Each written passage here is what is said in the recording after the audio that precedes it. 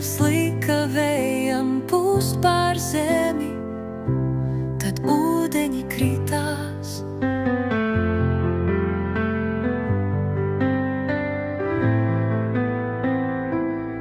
Dzelmju avotī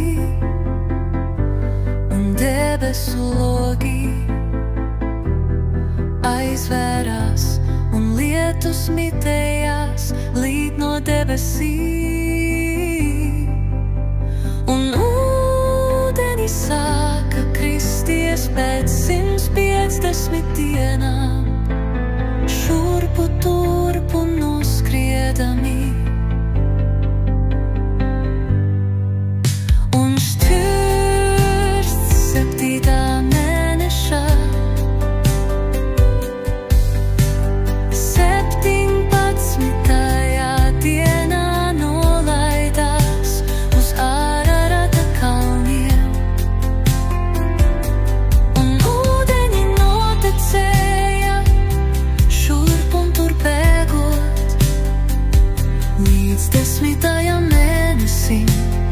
Desmitā mēneša pirmajā dienā nāca redzamas kalnu virsotnes.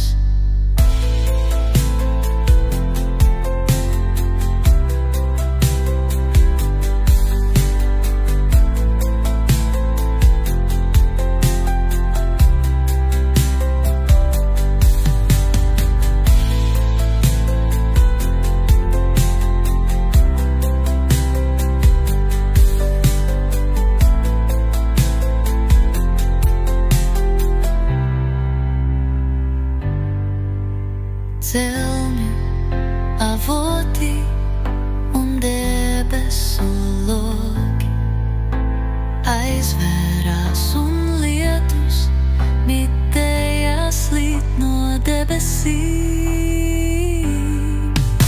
Un ūdeņi sāka kristies pēc 150 dienām, šurpu turpu noskriedami.